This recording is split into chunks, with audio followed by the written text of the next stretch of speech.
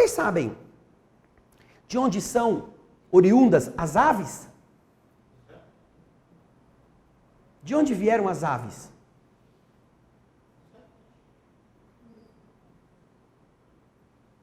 Alguém sabe?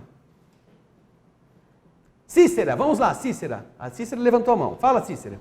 Do mar. Do mar? Por que, Cícera?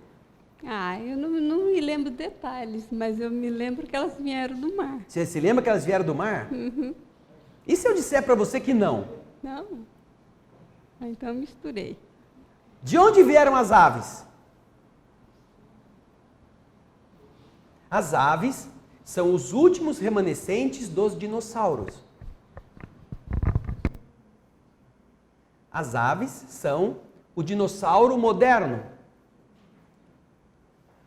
que perderam tamanho e ganharam penas. E se você observar determinadas aves, elas têm uma semelhança com vários dinossauros que também voavam naqueles períodos. Pareciam uns morcegões, né? Aqueles morcegos imensos que tinham uma película. Eles tinham esta capacidade de flutuação, ainda pouco desenvolvida, mas eles eram capazes de voar. Se não me engano, são os pterodáctilos. Quando houve toda a mudança da atmosfera da Terra, que levou à extinção da maioria dos dinossauros, algumas espécies elas foram se adequando nesse processo de uma depois da outra sofrer mutações naturais, até que elas consigam perder tamanho e ganhar habilidades dentro daquelas que elas já possuíam, melhorá-las. Existe uma ave chamada ave dodô. Deixa eu ver aqui. Na história da evolução, nós temos uma ave chamada dodô. A Ana Paula está colocando aqui para a gente ver.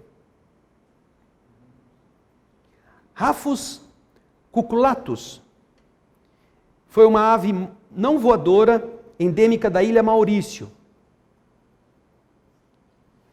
A ave mais próxima geneticamente foi a também extinta Solitário de Rodrigues.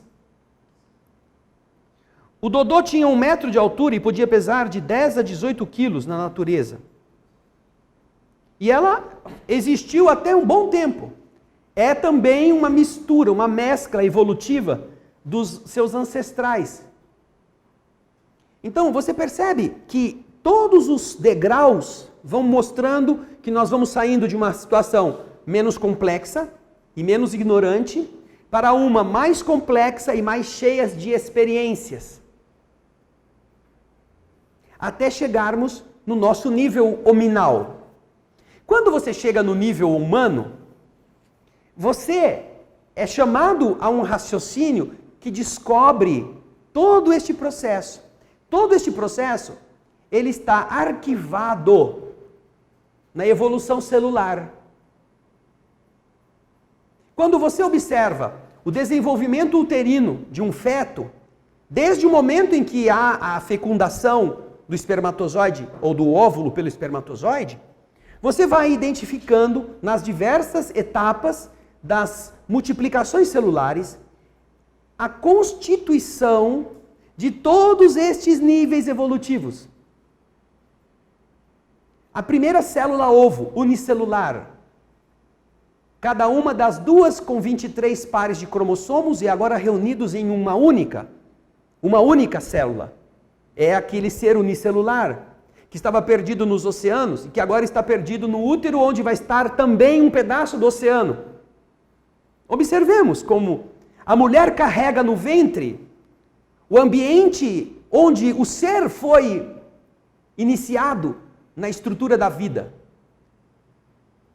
O mar foi o berço original da construção vital no mundo.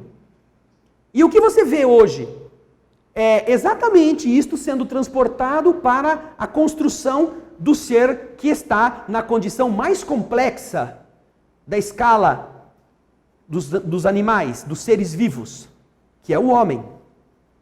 E como você vê isto? Você vê desde o unicelular, passando por todas estas fases, em segundos, às vezes em dias.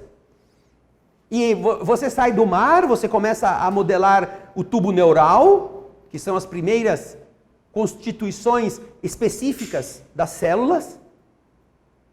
O tubo neural é muito semelhante a tubos neurais de outros seres lá no começo da escala evolutiva. E assim, você analisa toda a evolução fetal do ser humano e você começa a ver o tempo em que ele era réptil. O ser humano no começo, no feto, ele tem brânquias, fendas branquiais, como os animais oriundos do oceano possuem até hoje. Estas fendas branquiais, elas são fechadas à medida que vai se desenvolvendo o corpo do feto. Mas eles estão lá, em determinada área, em determinado momento. Há um período de não sei quantas semanas que se você pegar o feto de uma galinha e o feto de uma criança, você não tem diferença entre os dois. Você não sabe dizer o que vai ser um ser humano e o que vai ser uma galinha. O período em que nós estávamos na escala evolutiva da ave. Depois isso evolui e você descobre que o ser humano tem rabo. Na formação fetal, há um período em que você tem uma protuberância.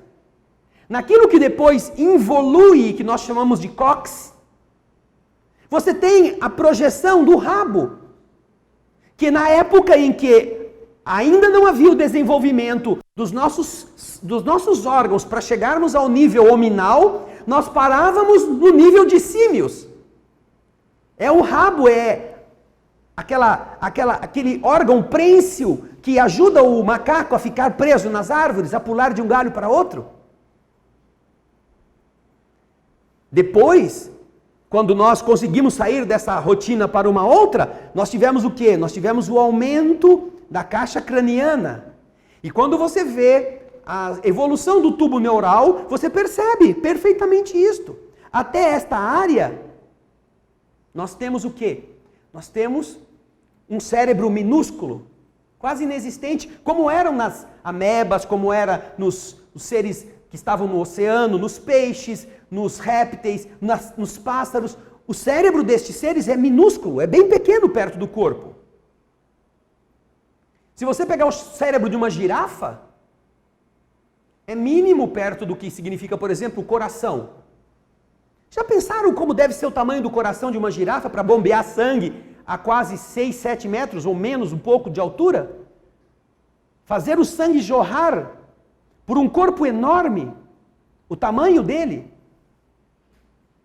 Ou seja, é mais importante ter um coração grande do que um cérebro, que vai fazer ele só descobrir onde está o perigo, onde é que ele come, como é que ele procria.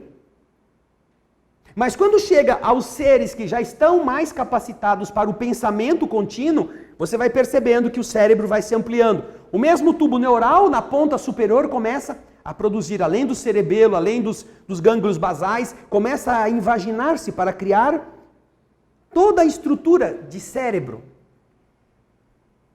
que vai ser a última a ser completada.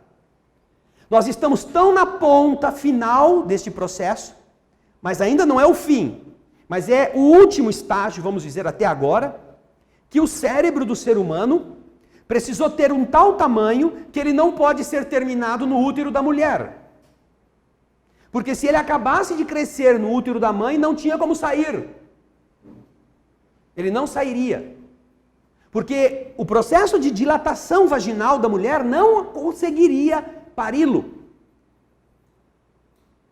Além disto, mesmo com esse recurso, todos os ossos do crânio precisam estar soltos. Porque o cérebro é uma estrutura macia, mas se estivesse rígido, ele não conseguiria apertar-se para passar pelo canal do nascimento. Disso resulta que, depois que o ser nasce, é que vai terminar a evolução do último órgão mais importante, que é o cérebro.